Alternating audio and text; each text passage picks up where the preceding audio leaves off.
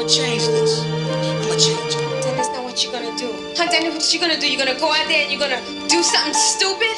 Cause you know that's not what mommy and daddy worked hard for all these years. What you trying to prove? You missed a big shot? Risking your life cause we need some money, Daddy? We live in Red Hook Housing Project in Brooklyn. In Brooklyn. All we got is the streets. That's it.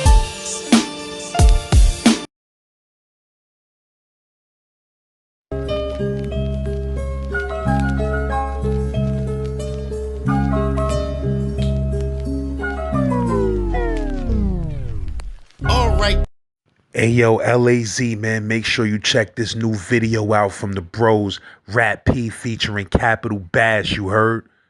This is fire and they talking extra greasy on this. Go on their YouTube channel, leave a comment, tell them Z-Man, Suicide Polo with the Ski Man sent you. Yurt?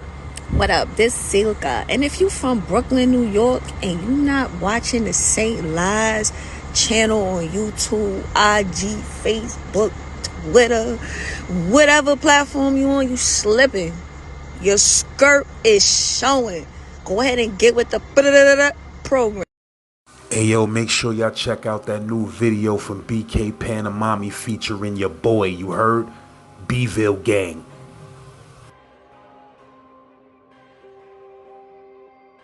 He pull out this big ass Tech 9 with the air holes and shit in it, long ass clip, cocks it back, throws it in my face, starts demanding me to give him the money. You know, so I'm like, whoa, be easy, bro. You know, you ain't gotta do that. And he mad hype though, you know, at this point. He like, fuck that. Give me the money.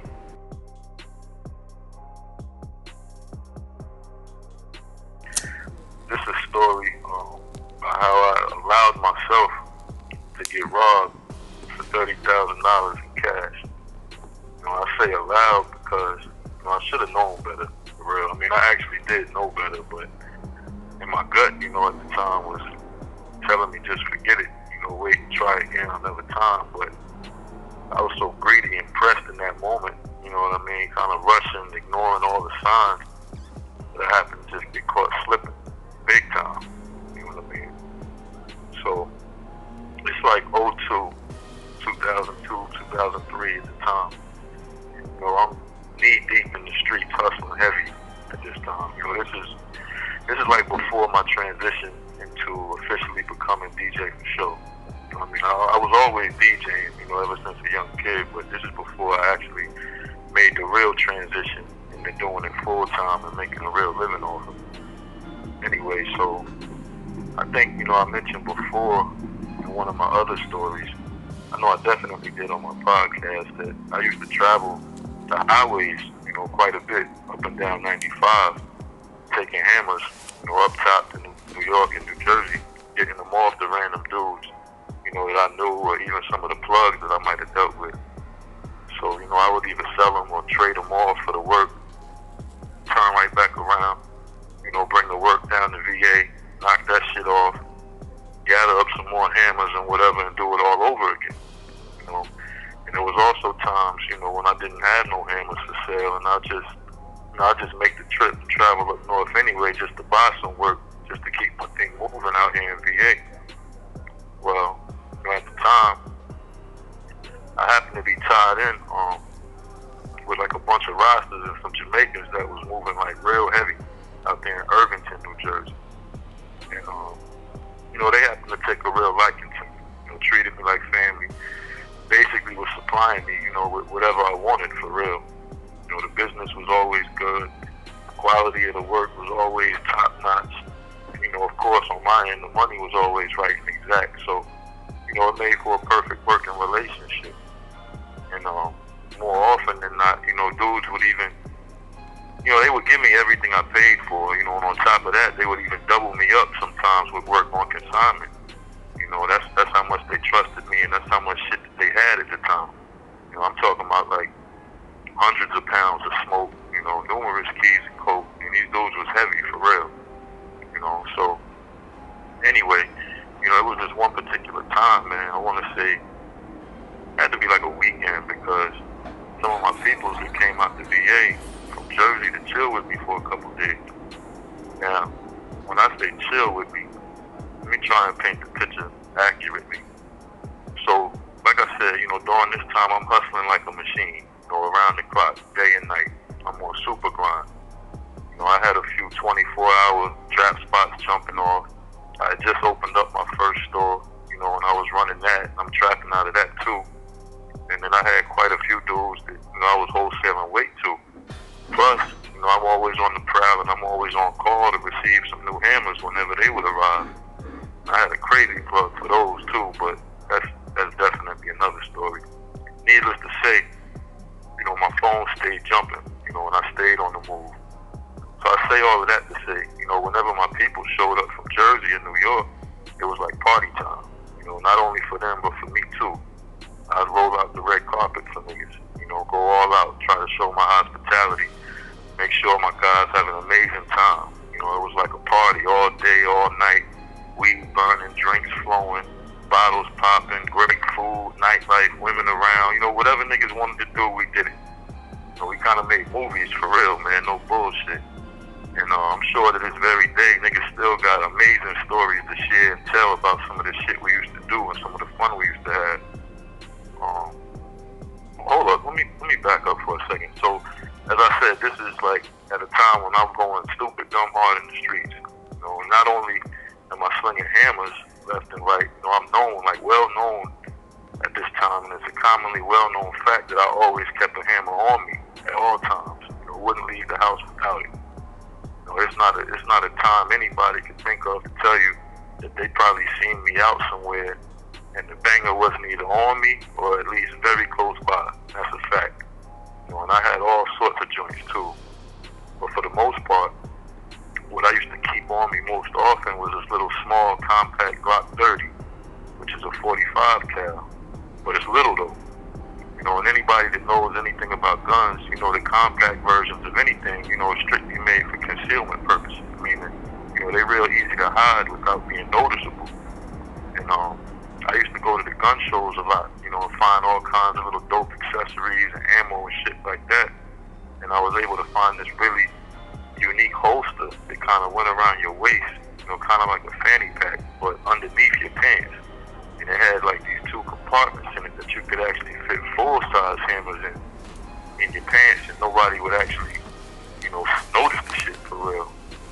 And they was easily accessible too. So with me having this little compact Glock on me all the time, it was like the perfect way to hide my pistol.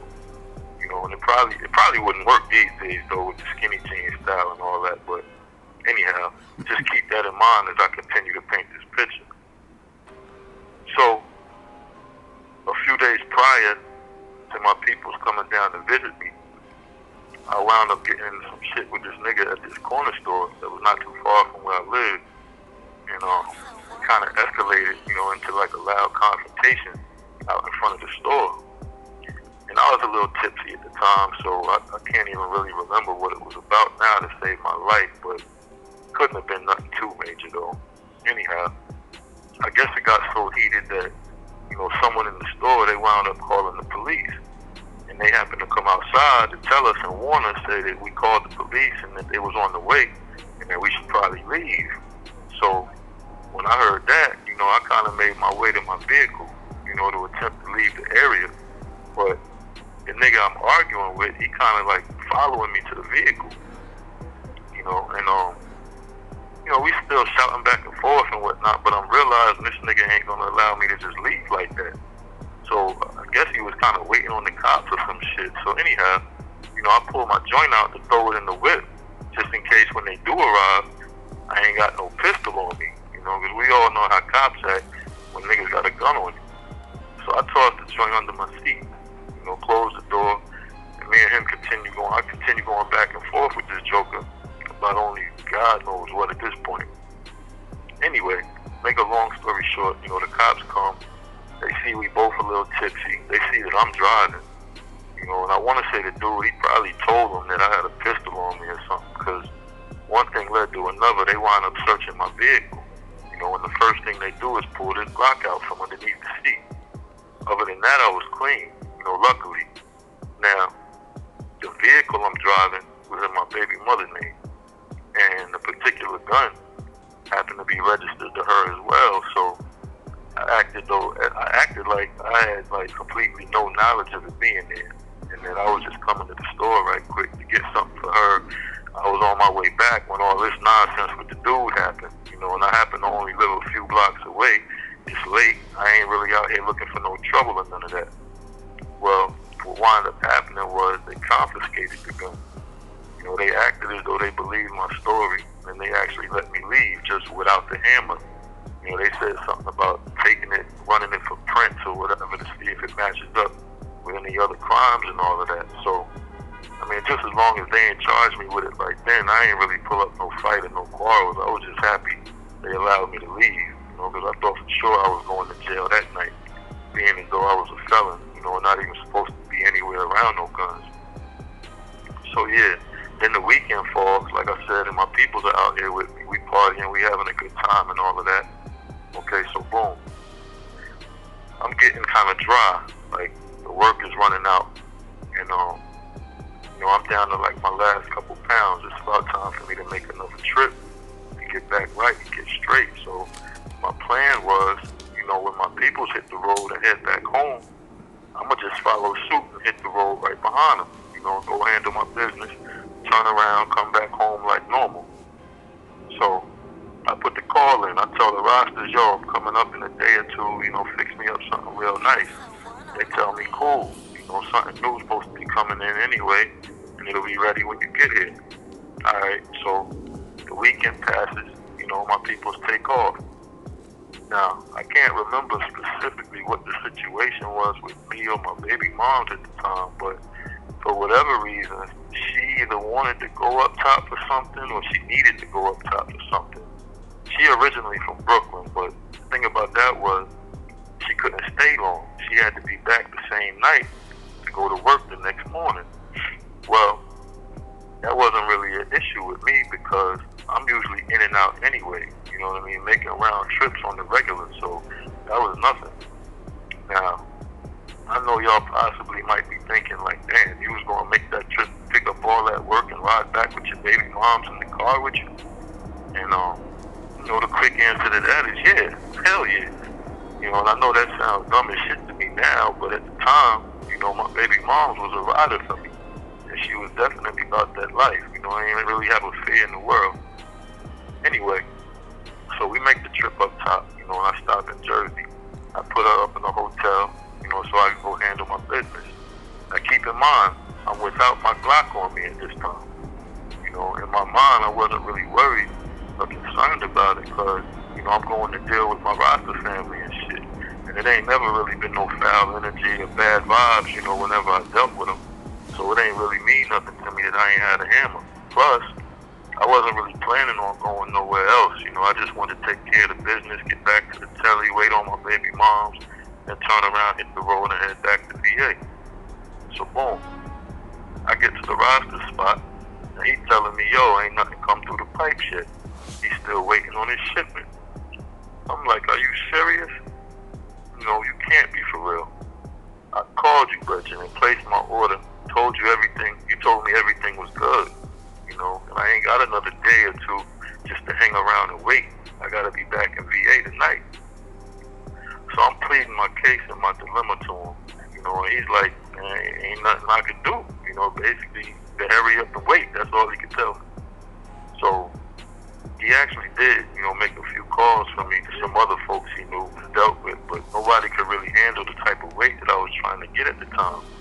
You know, he found a few guys who had a little bit of this, or somebody might have had a little bit of that, basically just trying to piece it all together, you know, from various sources, but, you know, that would have required me to deal with several different people and obviously different prices that I wasn't really used to paying.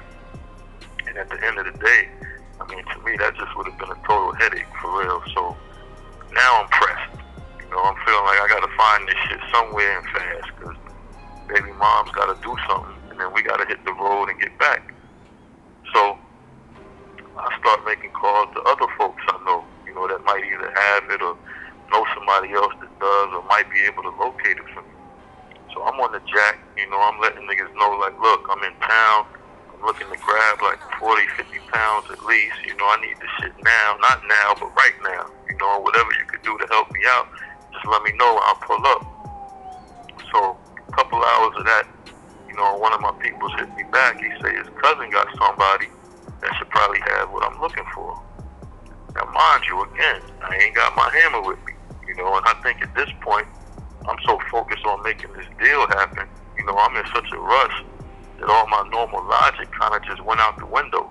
You know what I mean? I'm so used to having the hammer on me without even thinking about it.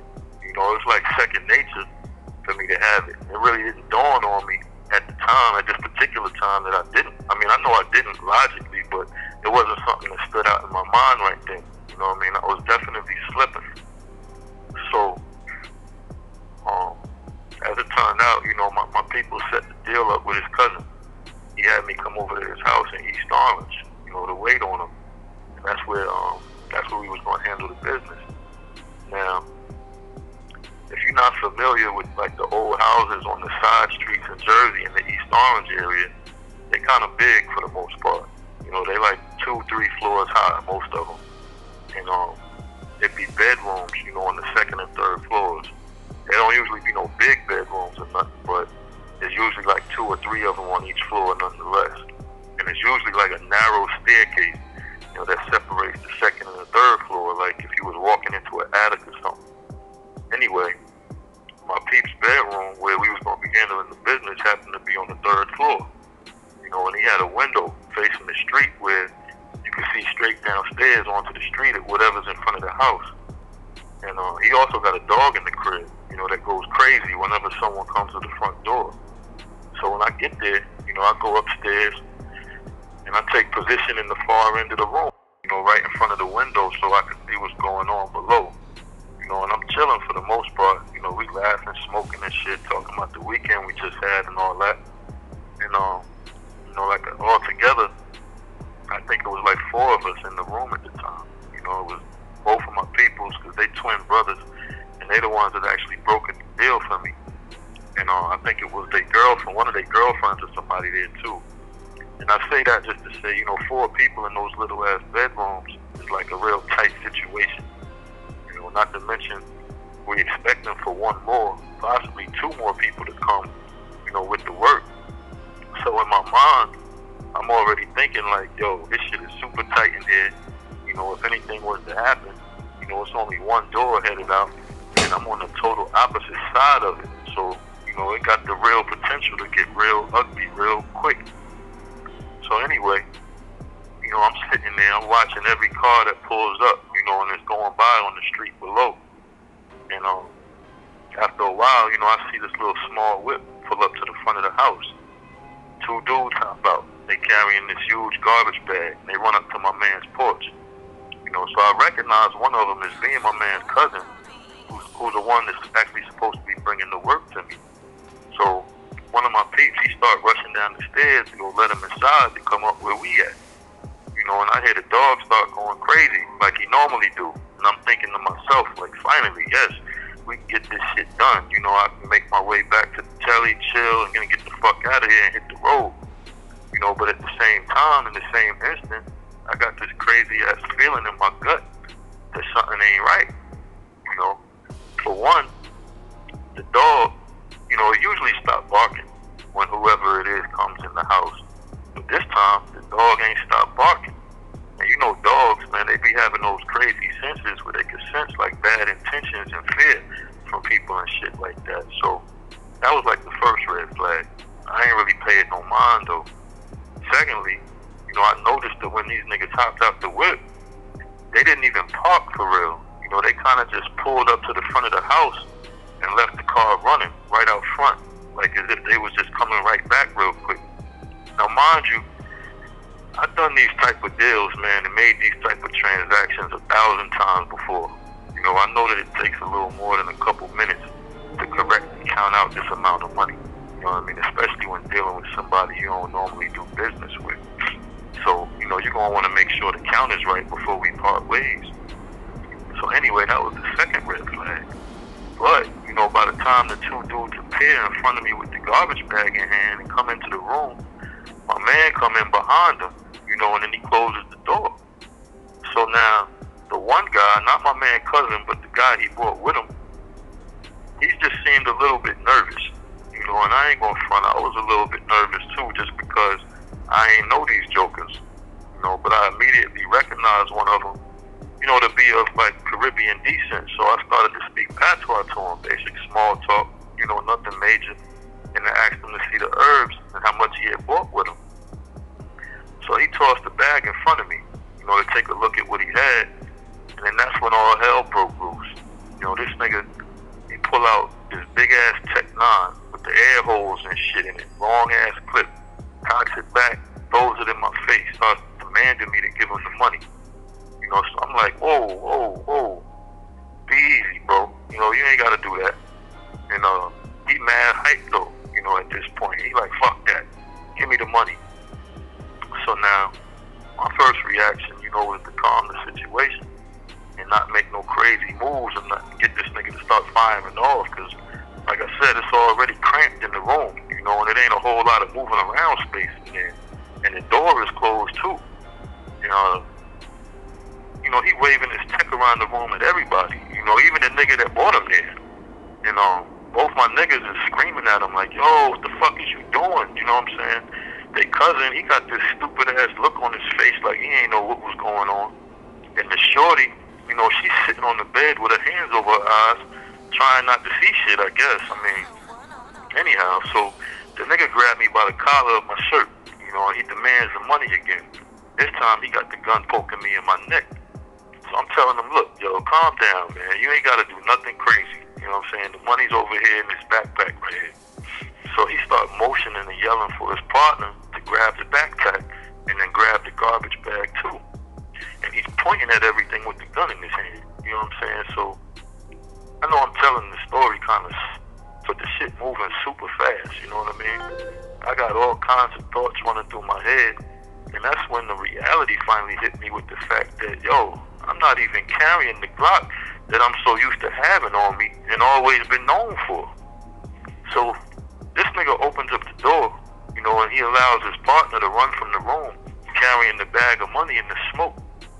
Now he walking backwards out the room, pulling me with him, you know, as he trying to go down the stairs. He yanking me by my collar, telling me to come with him. So I'm like, nah, nigga, you bugging. I ain't going with you. You know, you might as well just do whatever you're going to do right here.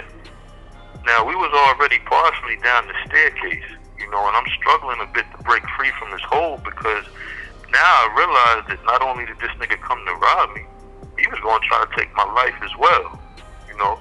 I mean, what other reason did he have to want me to come down the stairs with him, you know, other than to get me outside the house away from everybody else and other people's eyes, probably just leave me there stinking on the curb or some shit, you know what I mean?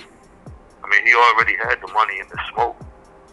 So I wound up breaking his grip, you know, and hauling ass back up the stairs, just praying that this nigga don't start shooting at me from below. But, you know, after I broke his grip, he actually turned around and ran down the stairs and out the house to the car that they came in. Now, by the time I got back in the room, one of the twins, he was pulling up floorboards in the room where he had stashed a hammer that I had given him a few weeks prior. And out the window, you know, I see these niggas pulling off into the night with my money and all the work. That was that, you know. But it's funny how, you know, things work out sometimes. What I mean is, you know, God actually handed out a bunch of blessings that day in various forms. You know, for one, obviously, I was spared my life, because there's no doubt in my mind that for whatever reason, you know, this nigga wanted to kill me. That became clear in his actions. You know, for two, God spared everybody else's life in that room, because this nigga was waving that joint around, you know, and anybody in the room could have got hit, either intentionally or by mistake. You know, and that clip hold a lot of bullets. You know what I'm saying? Why you think that dude might have wanted to kill you, though? I think probably because they ain't had no masks on or nothing like that. Everybody seen his face. You know what I mean? You robbing niggas for that type of money, man. You don't want to be seen if you gonna let a nigga live. That's what I thought. You know? Anyhow, like I was saying though, God even spared his life and his partners. You know, just like I said, happened to be my people's first cousin. And I say that because, you know, had it not been for that incident a few days prior at the store in VA, I would have had that Glock in my pants. You and I always kept one in the head. No need for cocking nothing, just pull it out and shoot, And even though dude gave me a slight little pat down when he first grabbed me, he wouldn't have seen or felt that joint and that special holster coming out until it was too late for him. No bullshit. And I could certainly guarantee that I would have put one in his head at the first opportunity, which there was actually several, and I definitely would have laid that cousin down right there in that room too in front of everybody else there. You could imagine what kind of mess that would have made. And who knows, I might have either escaped and came back to VA with the money and the smoke, or, I would have been locked up fighting a drug deal going bad case and a double murder in Jersey, instead of actually getting caught up in a homicide case out here in Virginia years later. So it's crazy how shit work out, right? And then two, God continued to bless this nigga, and kept him in his good graces, because after it all happened, and I had time to actually get back home, settle down, restart, gather my thoughts and all that, get back to business. There was times when I would still come up top, and handle my business with my people the same way I always did. But before heading back out, I'd go searching for the cousin, and I'd be laying on him. I actually wound up getting an address, the way he sometimes would lay his head. But like I said, through God's hands, I suppose, for his sake and mine, anytime I was there waiting on him, he would never show up. He would never show his face. You know what I mean? There was times I actually made special trips up there just to sit and wait on him for like 2-3 days at a time. You know what I mean? You talking about a nigga determined to get even? I mean, that was like an understatement for real. I wanted to catch this dude so bad, man. But it ain't never happened. So after a few months, man, a little while passed, I just kind of chalked it up as a loss, man, and prayed on it, hoping that, one day we just crossed paths again, and hoping that I had a drop on him at that time, So, all in all, lads, man, the moral to this story, even if there is a moral to the story, is just to trust your gut feelings. When your gut's telling you something that ain't right, take heed and listen, It's always a reason. Your instincts is going to give you the heads up. And if you're out here doing dirt, wheeling and dealing, take your time, yo. Don't move so fast that you miss the details. And don't be in such a rush that you land yourself in a bad situation. I got lucky at the end of the day. All I lost was 30 grand. It could have easily been my life, though. Like I said, had it been the other way around, I could have easily and willingly taken somebody else's life. A couple of them, to be exact. So, follow your instincts. Stay on point. Take your time. That's my message here. You're getting it straight from the OG's mouth, man. Last, as you always know, I appreciate you, homeboy. You already know. Keep it coming with the bangers. I know you got a lot of good shit in the works, and plenty blessings coming your way. Bet that. That was your boy Truth, man, AKA Djsho for show. OAP's War General, man. NJ to VA all day. Check me out on my podcast, Truth Beyond These Walls. It's on all platforms. You can even give me a shout out on my Instagram at Truth Beyond These Walls. Or you can even show some support, man, by clicking the link tree in my bio and purchasing a free DJ for show or a for show promo t-shirt. I definitely appreciate all the love and the feedback y'all been giving up in the comment section, for real. I don't know what else to say or how to say it. These just the stories of my life. Book coming soon. Shout out to my nigga Tom Gish, man, the whole Saint Bill. And the big rest in power shout out goes to my man Leaf Nitty. Anybody else out there listening and learning, holla at your boy. One.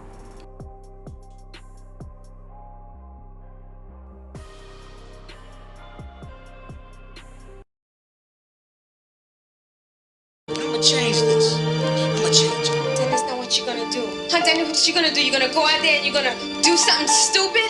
Because that's not what mommy and daddy worked hard for all these years. What you trying to prove? You missed a big shot? Risking your life because we need some money, Danny? We live in Red Hook Housing Project in Brooklyn. All we got is the streets.